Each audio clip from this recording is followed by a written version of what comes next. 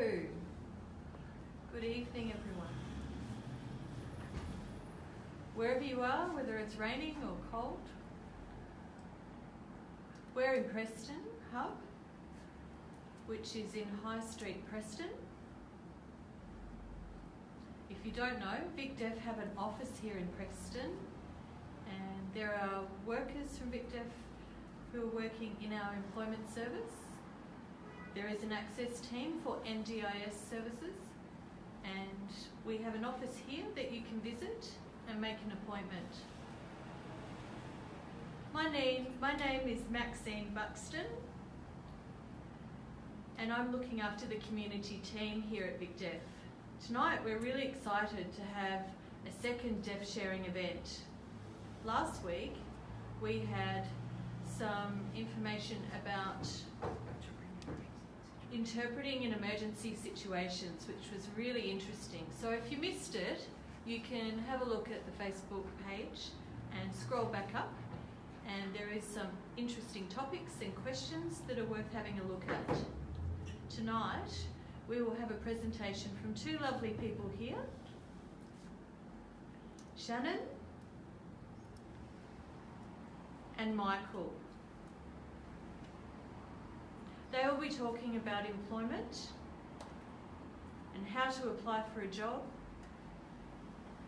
how to create a cover letter, an application and a resume, and how to apply for lots of different things to do with job applications. Really valuable information. So it's really important, if you're watching at home or here, if you have any questions or you're uncertain about something, please type your questions in the comments at any time throughout this presentation. If you type your comments, Olivia will be watching the Facebook page, and if a question arises or a comment, Olivia will let us know and then we can answer it. So it's really important to get your feedback and ideas, because that will help our presentation become really clear for you. Before we start the presentation, I'd like to say a big thanks to Darebin City Council. They've sponsored this event tonight, as they did sponsor last week's event. So I think that's it. If I've forgotten anything, lovely Sam here, who's working in the background as the cameraman, always keeping a good focus. And we have two interpreters voicing. If you're hard of hearing, or if you are a hearing person, you might be a parent who is hearing and have a son or daughter who is deaf, then you can access the presentation through the interpreters. So I'll then pass over to Shannon and Michael to commence the presentation. Thank you, Maxine. Hello, how are we all?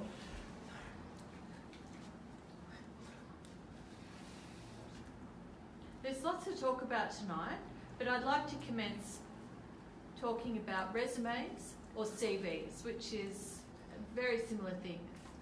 What is a CV, Shannon?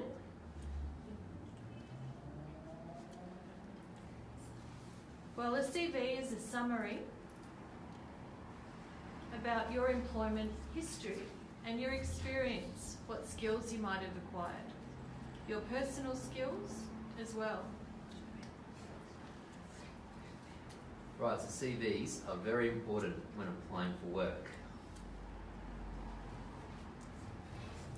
The people say that CVs really should be brief and kept to 2 pages maximum. CVs are not something that you want to write something that's in depth or heavily detailed. It should be very basic. It should be 1 page or 1.5 page will be ideal, but usually at the absolute maximum, 2 pages. Why 2 pages? Well, a manager is a very busy person and maybe has received 100 applications for the same job. That's so right. They want to see the very important information, relevant information first. That's right. Can you imagine if 100 people have applied for a certain job, including you, So there's 100 CVs there. 5 or 6 pages long, forget it. If your CV was 2 pages, then that will be much more appealing to read from the manager. Be able to see a snapshot of your skills and experience, and that is ideal. Remember, the manager's very busy, so you really need to make sure that your CV is concise and has your important work experience listed first. Also, it has to be easy to read and clear. A very simple font with not a lot of colour or pictures. They're not needed. Yeah, and the colours may look beautiful, but it's not appropriate for a CV. You don't want bright colours there. Just keep it basic, simple font, and a layout. And that to be the setup of your CV. That's the best way.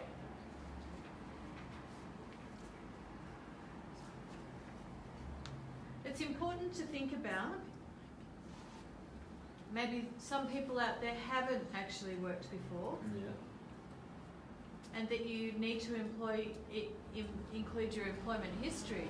If you haven't got an employment history, what do you do? It really depends on the person. Maybe you're a young person who is 17 years of age and recently finished school. You can talk about that on your CV. You can talk about the skills that you have and your interests. Definitely. But even listing your achievements or successes or your volunteer work. Sporting teams. That's a great example. Perhaps you've volunteered at Brotherhood of St. Lawrence just over the weekend. Well, that's something that you can definitely add on your CV, and that shows that you have relevant skills and experience. Maybe you haven't had a real job yet, but you do have a lot of skills. You have customer service skills through volunteer work.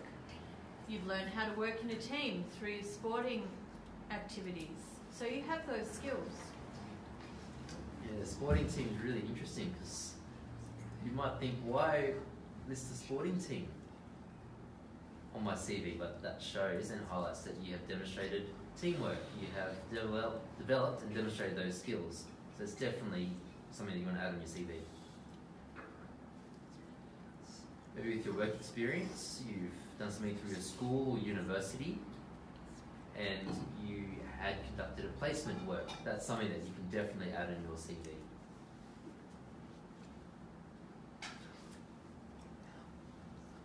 So, what about if someone hasn't worked for a very long time? Shannon, how would you explain that situation? I think it's really important to say something about that. You can't just leave a blank space on your CV. So it's important to say something like, not the full story, but for example, you've been a carer for a family member or a child, or something like you've been raising a child. So you could say now you're very motivated to go back to work. You can also talk about your skills development through the activities that you have been doing. Maybe cleaning, time management. Or maybe even looking after the person. Perhaps you might be applying for a job as a counsellor or in human services role. So looking after a person is an important skill that you've demonstrated. So make sure that if you had no employment for a long period of time, to be honest when you are explaining why. If you're not honest, then that could lead to trouble for you in the future. So it's best to be honest. Let them know that you hadn't been working for 10 years and this is the reason why. Perhaps your parents were sick and I had to look after them. Because if you say nothing at all, the manager will think, it can worsen the situation. Yeah, they'll just jump to assumptions. They might think you're lazy or that you haven't wanted to work. Who knows? Right. It's true. So a good tip for your CV, if you hadn't been working for a long time, Then at the very top of your CV, just give a brief summary explaining that you hadn't been working for 10 years because so and so, but highlight that you are still very motivated to work again. So really put that at the start on the top of your CV. That's a good tip. It doesn't have to be too long, just 1 or 2 sentences would be enough. That's right.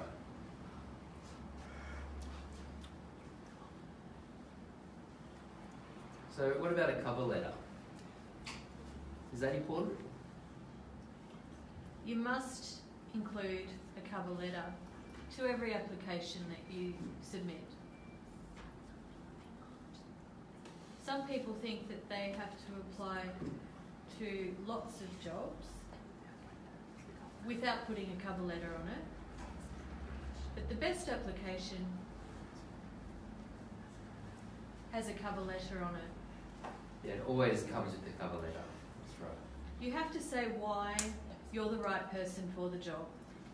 Maybe the CV will explain your work history, but not about the job in particular. And some people may be confused about the difference between a CV and a cover letter. So the difference is usually a CV will have your work experience and your relevant work skills, your general work skills. But in your cover letter, you explain why you want the job and why you're a good match for that position. So that's the time where you explain your story. And the cover letter with the resume combined is best. Keep your cover letter brief, maybe half a page, maximum 1 page, but nothing more. Also, it's important to change that cover letter content for each job. Each specific job that you apply for, whether you find it online, it has a job title. You must include the job title on the cover letter, the business name, why you want to work for that business, explain that reason. And if there's a name added to the position advertisement, say for example, the CV is addressed to John Jones, then you can start your cover letter with Dear or Mr. Jones. Yeah. So you keep it personal that way. You can talk about how you found that job advertisement and that there was an available job there, why you want to apply for the job. Whether you found it on the Seek website. Seek, or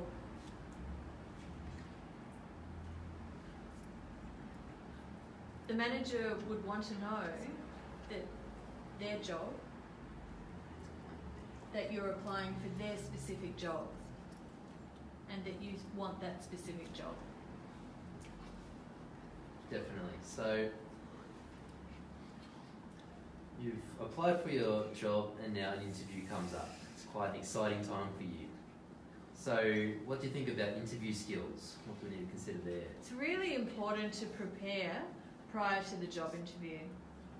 You have to know about the business that is advertising a position. Maybe you could research their business online. Definitely. Find out their business values, possibly who the staff are working for them. A good tip.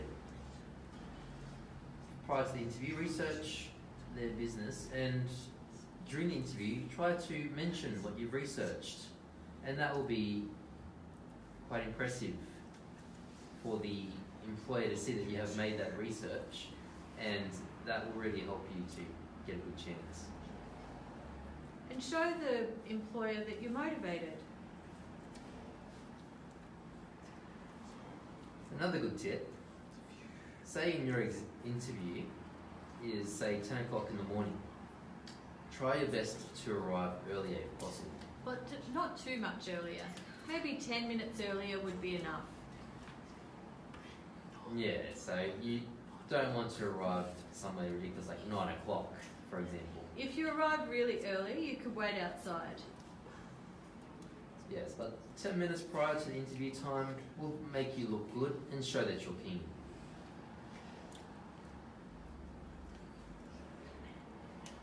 A day before the interview, you should plan how you're going to travel to the interview, whether you're catching a train, your public transport arrangements, what time those trains or buses, or whether or not you're driving. So if you plan to catch a train, looking at the schedule in advance and trying to catch an earlier train might be good, just in case a delay happens or something happens with the network there. So it's always good to have an earlier train, just in case. And it's so important to be never late to a job interview. Yes, I agree. That looks really bad if you're late. So try your best to arrive on time or a little bit earlier. Also, a day before your interview, consider what clothing you might want to wear to the interview. Yeah, that's very important. So what are examples of appropriate attire at an interview? You can always wear business clothing, black shoes, and a shirt. Shirt, long sleeve shirt. If you know something about the business and the job that you're applying for, there may be some flexibility. If it's a factory worker job, it may be a different attire that you wear to the interview. But business clothes is always fine. So if you're unsure what to wear something that's professional and businesslike. It's the best, safe way to go about it. Plain colours, black and white. But don't wear jeans.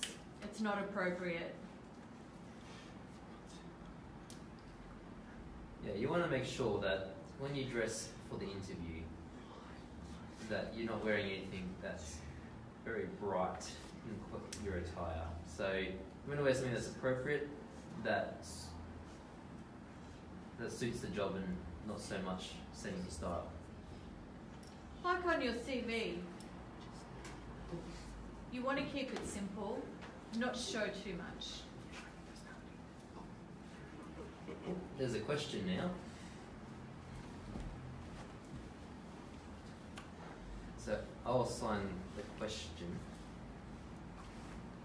So someone's asked, so if I am deaf and I've typed out my CV and my cover letter, should I mention also that I am deaf or that I'm hard of hearing?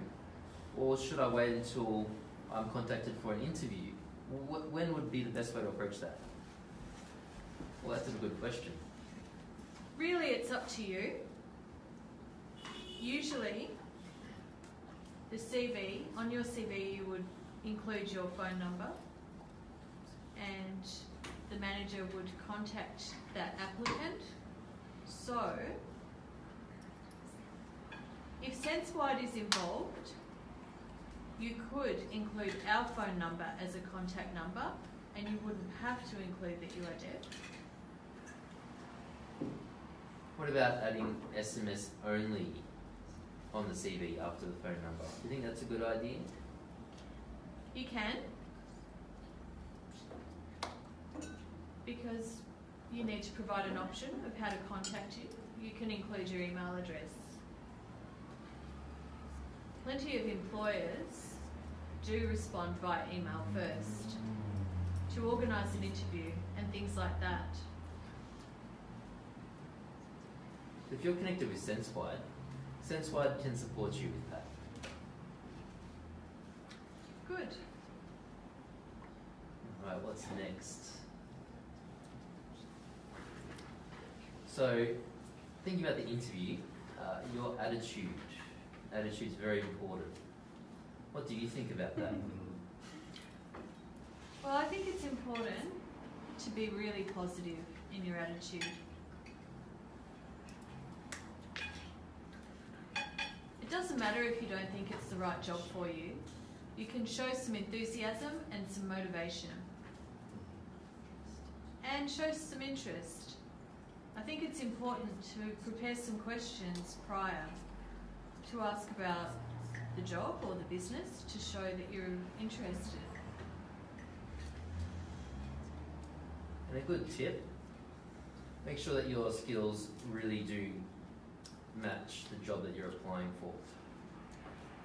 For example, if the job was advertised for a position for a doctor and you have no background in medicine, then of course you wouldn't apply for that job. Just once you arrive to the interview and they ask you a question over medicine, then it will become really apparent that you're not suited for the job. So it's important to apply for a place where your skills are suited to the job. And when you're searching for employment online, on the internet, it's important to read the job description properly. If it says that qualifications are mandatory, then you shouldn't really be applying for that job if you don't have those particular qualifications. And another good tip, when you arrive to the interview and you approach the person interviewing you, always give a good firm handshake with good eye contact. That's what really makes a good first impression. Do you agree?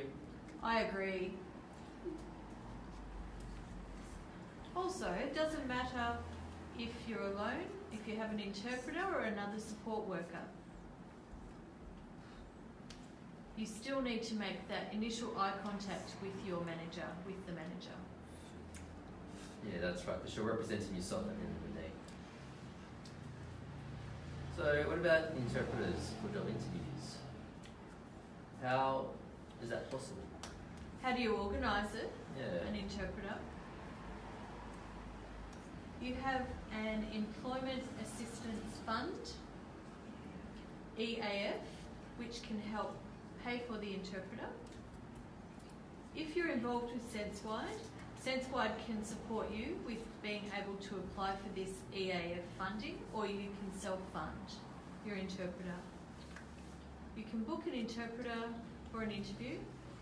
You don't need to go alone, because if you did, you might have problems communicating. Yeah, it's good to know if the interpreter is available and whether you'd be organising interpreter yourself or through SenseWide. We'll be able to support you with that.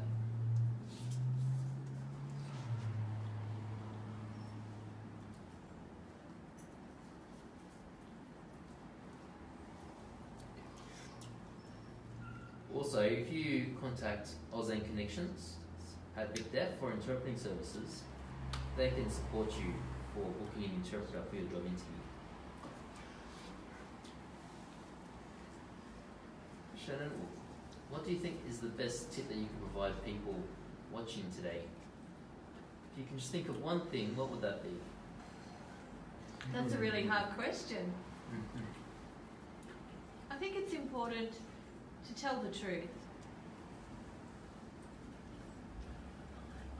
If you try to lie on your job application or during the job interview, unfortunately, it will catch up with you later.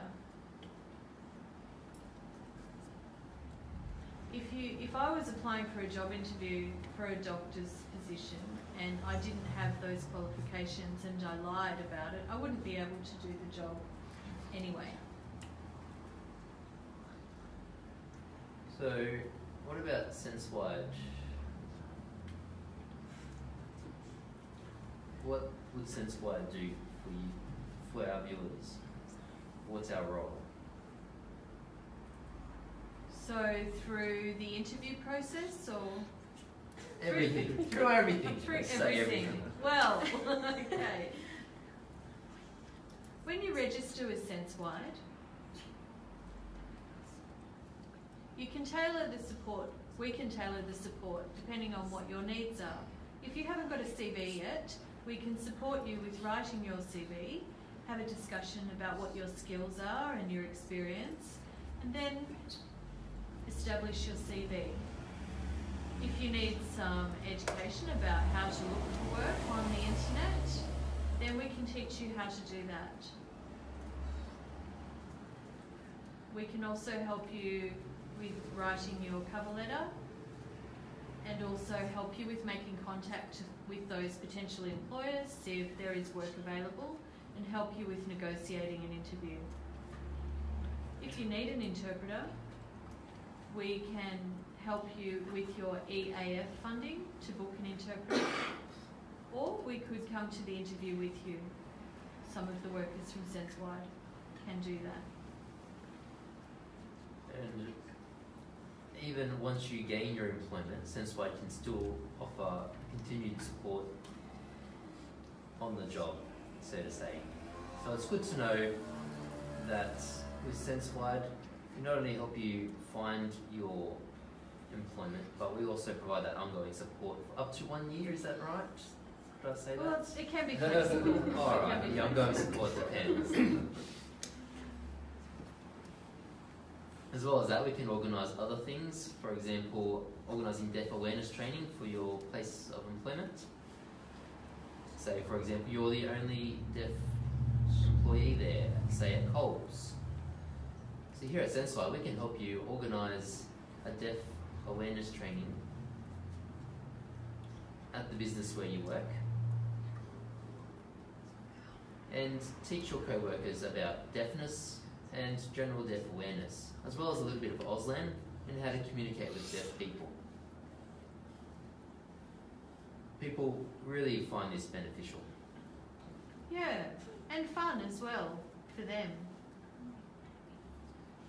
And maybe also you might need some additional things in your workplace. For example, you might need a pager or some flashing light alerting systems. So there are different things that you might need on the job as well. And this can be paid for through the EAF, is that right? Can you talk a little bit more about the EAF? When you get a job, a new job, you might not know what you might need. We can organise to visit your workplace, have a conversation with your employer, and help you decide the things that you might need and help you apply for funding, so you don't need to worry about all of those processes yourself. And does the deaf person pay themselves? No, it's funded through the Employment Assistance Fund. Ah, good to know. The SenseWide has other programs too. That's quite a new program called SLES, which is School Leaver Support, Employment Support. So for those who have just finished school in Year 12, or they're a student and can also access NDIS funding, they can also access SLES program. And NDIS pays for that program. It's a program that goes for 1 year, and that helps prepares you for employment. It'll teach you things like how to write a CV, cover letter, interview skills, travel training. Travel training? Yeah. Oh. So you gain some experience how to use public transport. Because some people want to learn how to use the train. So they want to know, some may need that support to travel to their work, so you provide that. Might be a bit scary at first, travelling alone on public transport. Yeah, so it's really important to understand the schedule. Can be confusing too. Well, it can also include work experience. The SLES program can really help you gain experience. It also teaches you about healthy eating and good sleep habits, anything like that. So if you're interested in the SLES program, then you can contact SenseWide, but you need to apply through NDIS too, and we can support you with that. So if you'd like more information, please contact us. It's important to know you don't have to be involved with NDIS for all SenseWide services. NDIS can be in contact with us to let us know more information. So there's some programs specific from programs that are specific to SenseWide and some are not, so you can access. If you're not sure, you can get in touch with us. That's a good idea. As well as that, SenseWide employment consultants are all trained using Auslan. And you'll be matched with someone who can use sign language. Or if you prefer someone to speak, we can match you with a consultant that would speak. So we always have the best fit a consultant for you. Is there any other questions that have come up?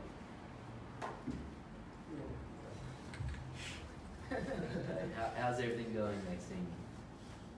I'd like to ask a question about sleds. So what that means is if a deaf person is feeling like they do want a job but they're not feeling job ready, they haven't had a job before and they're not sure about how they should behave, what they need to be, what's expected of them in that employment. If they apply for NDIS funding, at that planning meeting, they can explain maybe their parents have been supporting them. Their parents might want to come along and support them. They're not feeling job ready yet, but they can put in their plan that they would like to get a job in the future. So with this School Leavers employment support, what sort of things would that program teach me and support me with? So good question. So it's a 1-year program and that helps people prepare for work.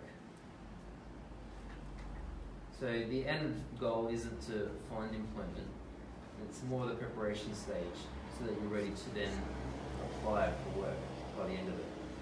So through that program you'll be learning about what is a job. Some people may not even know what employment entails or what they need to do at work. So this program really educates you about that. It's 9 to 5 and teaches you about basic things pertaining to employment. And as I said before, it also teaches on other things like healthy eating. This is really important. If you have work, it's really good that you have a good meal, a good rest, so that you're energized the next day to start working. So we do teach that too. You do meet someone from SenseWide and you might catch up with them maybe every week or 2 times a week, really depending on you and what you want. And we work with your schedule. And we teach you throughout the whole year, and we hope from this program that you will be then ready to start applying for work. So it's preparation, learning the appropriate behaviours and skills that are required for you to start applying for work. When you are ready, you will know what to do. Yeah, that's right. So if you are interested in the SLES program, do apply through NDIS, which you need to have an NDIS plan. And on the NDIS plan, you put in SLES as your goal. So I know it can be confusing. So if you need that support with NDIS or SLES, then you can contact Big Dev. My role specifically works with, I'm working specifically with NDIS, and I already help you and your family to apply through NDIS and the SLES program if you're interested.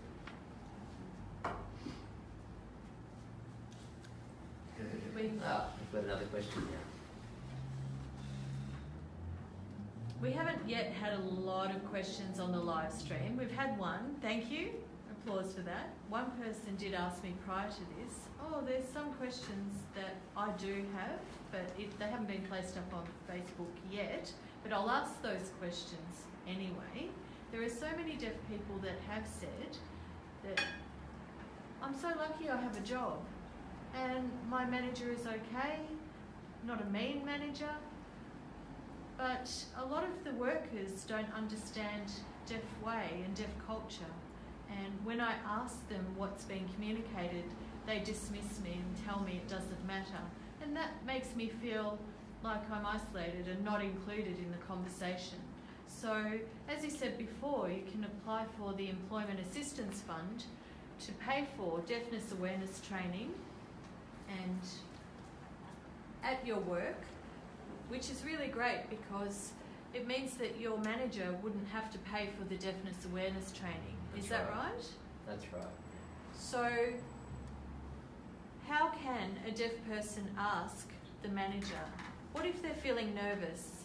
If they feel like they might be dismissed, or it's too much work or too much of a bother, that they don't want to be approached and they don't want too much attention for that deaf person. How can a deaf person feel confident enough to ask for that training to be provided? Well, if the deaf person isn't comfortable asking their manager to organise deafness awareness training, they could approach someone from SenseWide. You could register with SenseWide to obtain our support. We can still provide advice. SenseWide workers can provide advice about how you might effectively communicate with your manager to see if they wouldn't mind having some deafness awareness training provided in the workplace. When a manager usually hears that they don't have to pay for the deafness awareness trainer or training, then they're usually fine about it and quite happy to make sure that happens. Free is good. If you're not sure, you can always get in touch with a consultant from SenseWide to provide further advice. So the best way is to contact SenseWide. How would you go about that though, Shannon? You can email us at SenseWide, info@sensewide.com.au, or via Facebook would be the easiest way, or contact us through our website. Or you can contact Big Deaf. So SenseWide is linked in with Big Deaf. So you can contact Big Deaf directly on our email, and it's info@bigdeaf.com.au, or look us up on the website under information, and you can call us through NRS. Anyway, it's up to you. It's a good idea also to have maybe prepared a list of questions that you can ask when you do have that contact with VicDeaf or SenseWide. Yeah, definitely. And we'll help clear any confusion. So you can call up if you have a bunch of questions. It's important to write them down beforehand. You don't want to forget once you contact us, so that you can ask these questions and get clear answers.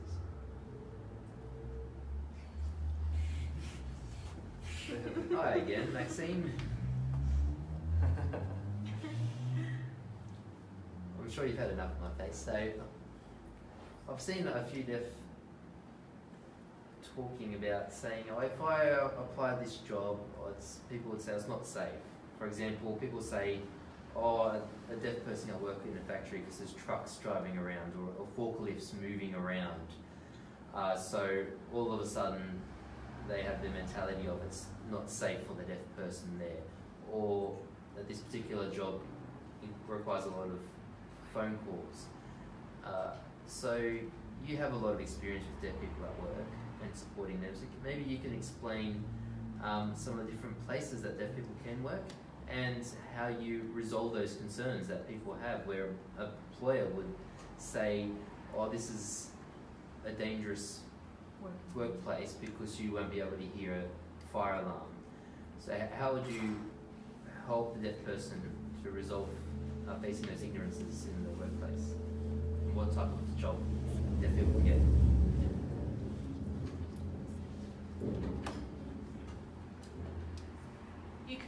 put SenseWide's contact details on your CV, which could make it easier to for us to be able to provide information to that potential employer and start the process, and try and assist that employer to become comfortable with the idea of employing a deaf person. Really, what type of job a deaf person? Well, that's a difficult question. There are deaf people that work as truck drivers. There are people that work as office clerical administrative roles. In libraries, there are deaf people. I can't think. Nearly every job there is, a deaf person would have the skills to be able to do the job. So a lot of a lot of work. When you start work with a manager, you may need to negotiate the workplace and explain ways around your working environment. For example, if the problem was that the deaf person could not hear the alarm, then putting in a complementary flashing light system would help. So, or providing a pager would be a good workaround. So a lot of places of employment are able to be negotiated to help the deaf person work in the area that is employed. So we could also organise a person to come to the workplace, because the employer might not know what that deaf person needs in the workplace and what the job involves. A person from SenseWide could come and assess that, and funding can be available to help fund the person to assess the workplace. And usually if the boss is unsure about what the deaf person is able to do, simply because they've had no experience with working with a deaf person or don't understand what's involved, sometimes it takes someone to explain to them that deaf people can work and that there is technology available and also free services available to help provide supports to help you, the employer, and the deaf person. And SenseWide can provide that support. So we provide support not only to the deaf person, but also the employer. And that's a real important message that bosses appreciate. Sometimes it can be negotiated what are the type of things that are required. If it's a job that involves driving, instead of a radio signal for communication, an SMS communication would be installed instead. Or say if you work in an office, you can negotiate the environment saying that instead of working on the phones, you can replace it with something that's different. So providing another duty which... Or communicating through a computer instead of a phone. That's right. So if you're ever unsure, please contact SenseWide and get in contact with us, and we'll be able to negotiate with your employer and advocate for you.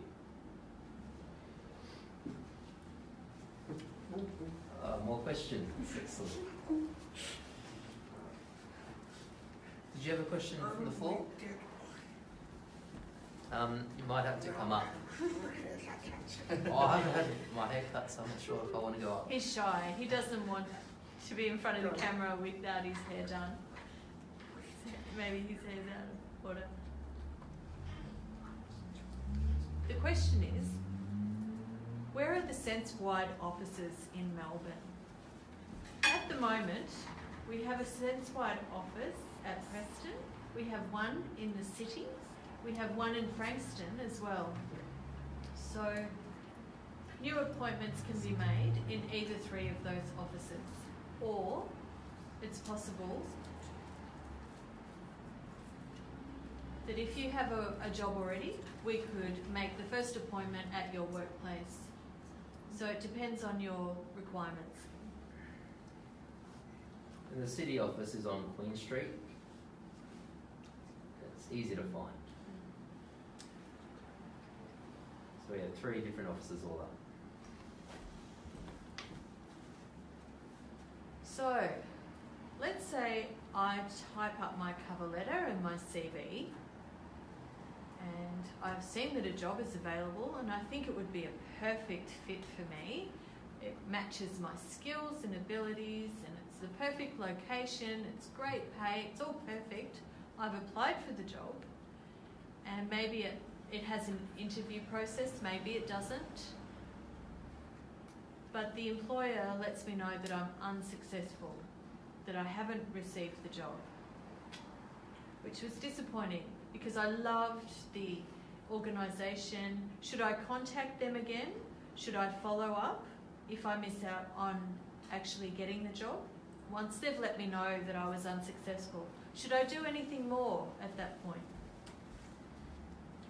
You can always contact them and ask them for some feedback about why you weren't successful. Maybe they will say that your skills weren't exactly what they were looking for. So you can always contact them for feedback and show that you are interested in their organisation, and maybe think about applying again next time a job becomes available. Yes, even if there's other opportunities that come up in the future, you still can apply again at that organisation. So if you contact them, then they'll remember you, and that will help. So do apply again at the same organisation, and just keep applying.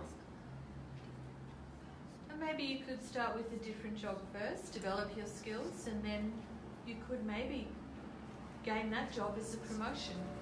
That's a good idea. And sometimes maybe your dream job that you want to get to, you just don't have the skills required yet. So in the interim, you might need to work in a job that you may not want, just to develop your skills, and that helps you get to your dream job. So always keep that in mind too, that you do need to plan for the future. Maybe you won't get the perfect job the first time that you apply and receive a job, but there are things that you can learn first, and it's important to still gain experience from the job that you do acquire. Now what about studies? Can SenseWide support people with their studies? Yes, they can. How does that work? If you're unsure what course you would like to start studying, you could come in and have a discussion with the SenseWide consultant about whether it's a TAFE course that you want to start with, and if it is, it might be a university course, and how to organise interpreters for that course. Yes. So we have a new job available at SenseWide. It's a traineeship. Traineeship admin position. Would you be able to expand more on that? I know. Alright, so if you have a look on our Facebook page, there's an advertisement there on Facebook or at the VicDeaf website as well. Now, SenseWide's looking for a new traineeship so that you can learn how to do admin work at the same time. You'll be studying Cert 3 or Cert 4 in business. So you'll be working and studying at the same time. It's a full-time altogether. And you'll have a mentor to support you there, and you will start with some basic things, maybe some filing work, and at the same time completing your studies. And when you've finished your studies, you have not only a certificate but work experience in business and a certificate in business. So if you are interested, have a look online on the VicDeaf website or on the Facebook page. And you do not need to be qualified for this position. It doesn't matter if you haven't worked before, or if this is your first job, or maybe this is the first time you're studying. This is a real great opportunity for you. So it really doesn't matter. Apply now. We really encourage you, all deaf and hard of hearing people, to apply. Wow, that's a great opportunity. How valuable being able to study and work, gain work experience at the same time. It's not just purely study, that can get boring. So for 12 months you would have that ability to work and study and then have a qualification at the end. So it's really worthwhile applying. So yeah, have a look at the Facebook page. Thank you for tonight. I learned a lot myself as well. I have a job, but it's really important for me to know and keep at the back of my mind all the aspects of a cover letter and a resume and appropriate behaviour in interviews. So that was fantastic. And thank you to all that were watching tonight and for your questions. And if there are any further questions that maybe you've forgotten to send through tonight, you can always send it through to the email address info@sensewide.com.au, and you will see that there is a link and links to the website, and you can give us your comments there. So thank you and good night. Have a good night.